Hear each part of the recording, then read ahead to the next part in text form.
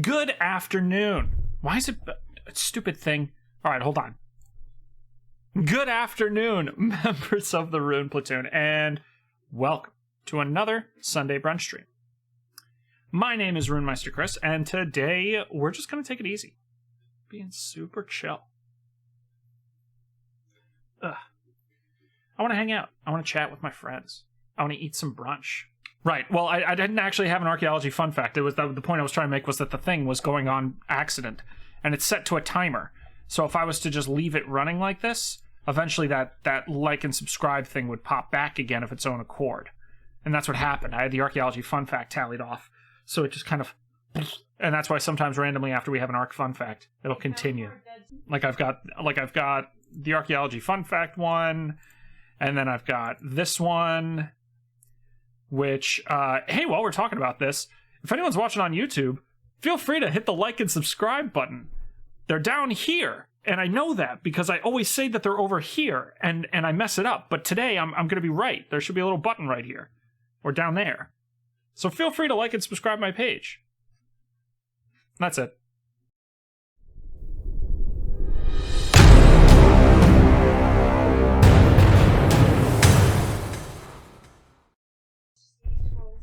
They found more Dead Sea Scrolls? Yeah. Well, Brideshall is giving you guys archaeology fun facts now. Speaking of, I should get some music up. She's giving you guys free archaeology fun facts. We can't just give that out for free. That stuff's expensive. People gotta pay good channel points to get those archaeology fun facts. More Dead Sea Scrolls found in Jerusalem. That's pretty exciting. Fragments of them. Which is pretty exciting. The Dead Sea Scrolls are a huge deal. Very helpful. Here we go. Archaeology. I didn't do it at the beat drop. Hold on, I was trying to do it at the beat drop. Okay, here we go. Now, here it comes. Archaeology fun fact. Get ready to learn, nerds. Jedi Bubbles, thank you for redeeming. Today's fun fact is that they have found more fragments of the Dead Sea Scrolls. Let me see if I can get some data on this, because Bridge Shala is opening my eyes to this right now. Here we go. 5 days ago, via the Associated Press, Israeli experts announced discovery of more Dead Sea Scrolls. Now, we're gonna... Oh god, it's huge. I'm gonna shrink this down a little bit, drag it over.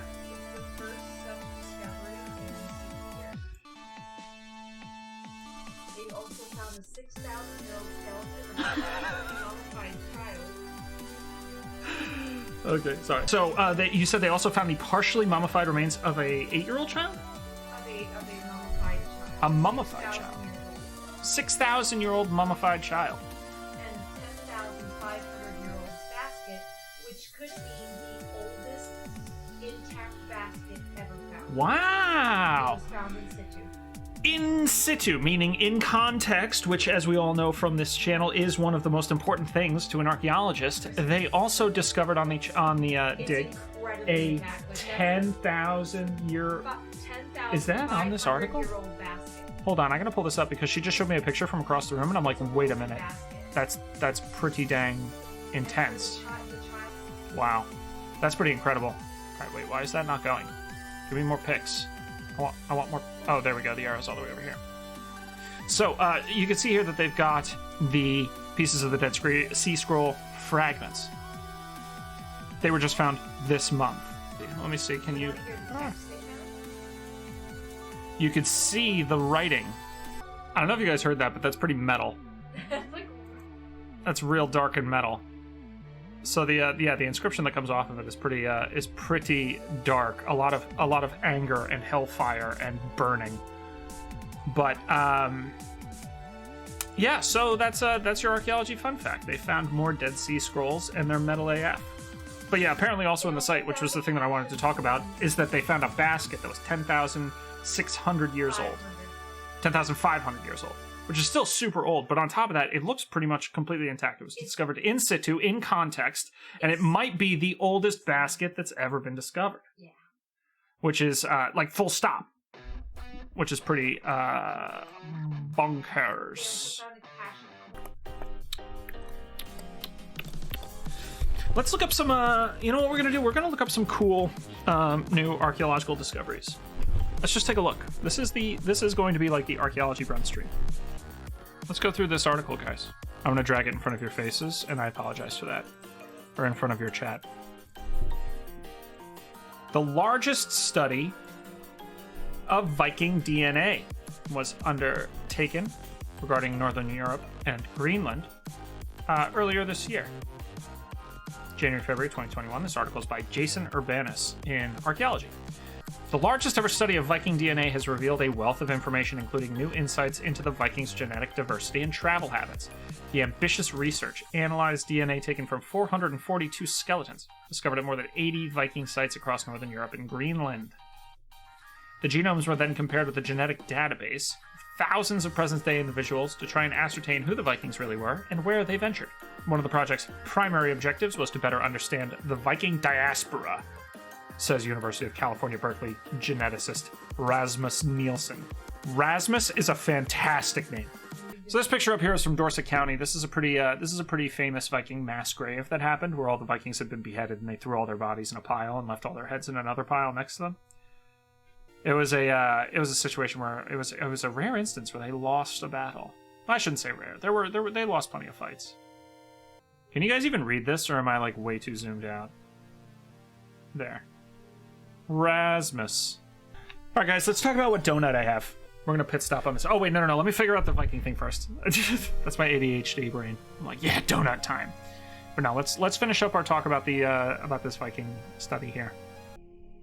What it's saying is that it turns out the roving bands of raiders and traders, traditionally thought to have come only from Norway, Denmark, and Sweden, were far more genetically diverse than expected. This is something that has been theorized for a while. If this is heading in the direction that I think it is, something that I've heard people talk about, and which I've talked about myself, has been the mentality of, were the Vikings strictly from their particular area? I mean, one of the things that they did was that they often assimilated people into their culture, and they often assimilated elements of other cultures into their own. They were a very diverse... They were a much more diverse and multinational group than I think, that people were initially believing. According to Eske Willerslev of the University of Copenhagen. Also, side note, it turns out, based on critiques from my TikToks recently and everything like that, which, by the way, you guys should go follow me on TikTok. If any of you have a TikTok and you aren't following me already, you can go find me at RuneMeisterKris. But one of the things that we've discovered is that it turns out it is canon that I have absolutely terrible pronunciation, which I think tracks. Because on stream, we also one time played a game where people were all French, and I had to speak French. And when I read the French, I read it like a 4-year-old reads French, when the 4-year-old has never heard of France before. So, I think it's just been established that I can't pronounce anything right. I mean, I barely even pronounce English right. But yeah. One of the most unexpected results was that the Viking Age of exploration may have actually been driven by outsiders. Again, the same sort of idea. The researchers have found that just prior to the Viking Age, during its height between about 800 and 750, the Viking Age started in the very late 700s.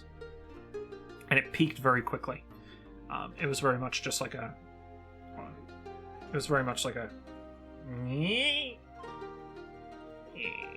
well, more of like a gradual decrease until like the Black Plague and stuff started to come around, and we moved firmly into the into the later medieval periods.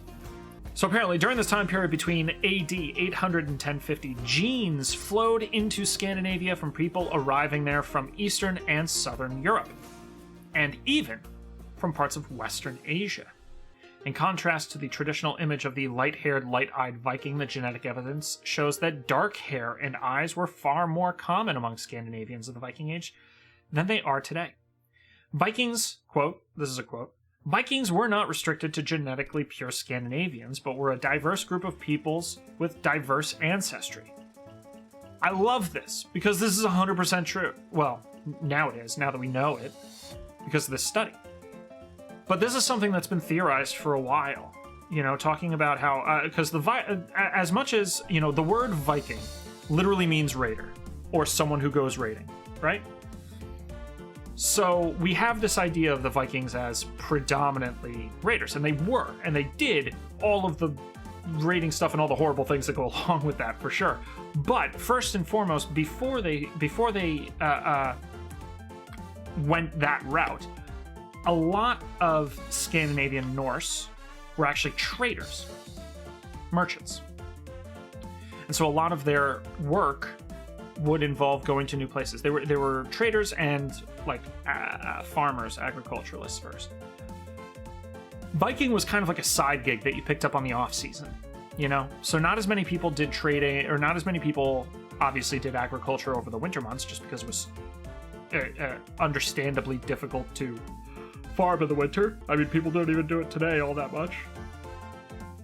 So what they would do is they would farm all summer and spring, harvest in the fall, and then they would go raiding in the winter, which was another reason why they were so dangerous to parts of Britain. Everyone was kind of in their little low-key hibernation mode. Very low energy. And the Vikings would roll up like, hey, what's up? We have a whole bunch of axes and boats that can sail basically on air. We're coming at you. And that's kind of what happened. But on the peak months, the Vikings did a tremendous amount of trade.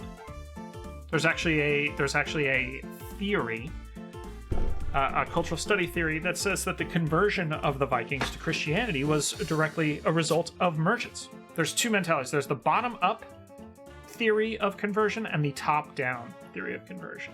So the idea being, and this is a good couple of examples. Bottom-up theory of conversion states that Vikings on the lower rungs of the cultural society, peasants and lower traders and merchants and craftspeople, were the ones to convert first, and that the leadership and the nobility caste, the jarls, would have converted after the fact to reflect the will of the people. The other theory discusses the top-down theory, which is that you had kings and nobility who were starting to interact more with the multinational European nations who were all Christian at the time. And they all said, well, hey, listen, you guys got to become Christian. And they would baptize Viking leadership and say, well, here, you're Christian now. And then the Vikings would come back and be like, I have great news, everybody. Or the Jarls and the Norse kings would come back and say, I have great news, everybody. We're all Christian now. Good news, everyone! You're Christians now! That wasn't a very good Farnsworth. That was my Deckard Cain! Stay a while and listen. But yeah, I think we have evidence of both, though. It's kind of hard to pinpoint something like that, because in those situations, there's not really a right or a wrong answer. It's not like, oh yeah, exclusively all the Vikings were converted because their kings came back and said, you guys are all Christian now. And similarly, not all parts of the Viking empire, for lack of a better term, who then just converted on their own. I mean, there's good ideas on both sides. The peasantry would have converted because Christianity, traditionally, at least in the teachings, was very much like a for the people type religion. It was like, everyone is important, not just the rich and the powerful. Like, everyone has the potential to get into heaven. And Jesus was the savior of the common man. That's like a very big trope in Christianity, especially during the medieval period. But we also do have a very specific example of top-down conversion in the form of Harold Bluetooth. Harold Bluetooth had a rune stone where he basically said, this stone was erected by Harold, son of Gorm, who united Denmark and Norway and made them Christian. I'm paraphrasing the translation.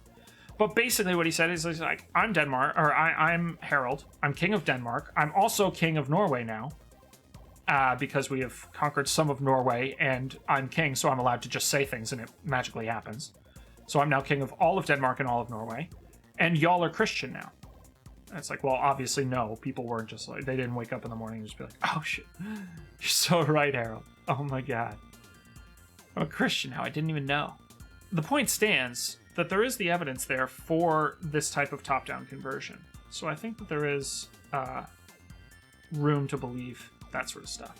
Anyway, I'm going on tangents. Some of the people according to this study. Some of the people who adopted the trappings of Viking identity were not Scandinavian at all. 2 individuals were buried in Scotland's Orkney Islands with Viking grave goods in a traditional Viking style were surprisingly determined to be genetically linked to the Picts of Scotland and contemporaneous inhabitants of Ireland. So, native Picts and Irish Picts. Viking Irish Picts. Or Irish and Pictish Vikings. No, it would be Pictish. No, it would be Viking style Pict. And then, of course, there was a lot of stuff done talking about expeditions east. So a lot of the Swedish Vikings and a lot of the Swedish Norse typically traveled eastward into the Baltics, Poland, Ukraine, Norway, or what would eventually become Russia. Meanwhile, the Norwegians tended to sail up north to Iceland, Greenland, Ireland. They also probably would have hit Orkney and the Shetlands. Meanwhile, the Danes were the ones who ventured into England and eventually even took over the monarchy there for a time. And then another last fact about this was that the study also determined that Viking expeditions sometimes comprised of a small group of close-knit, even related individuals. 41 skeletons from 2 ship burials in Salm, Estonia indicates that they all likely hailed from one small village in Sweden and that 4 of them were brothers. That does not surprise me the slightest. That doesn't surprise me in the slightest. I mean, like, absolutely it makes sense. Like I said, this type of work was like an off-season job. So if you had everyone in the village who was just like, okay, yeah, guys, our farming season's done, what are we going to do? And all the dudes are just like, let's just go Viking. Let's just go a Viking.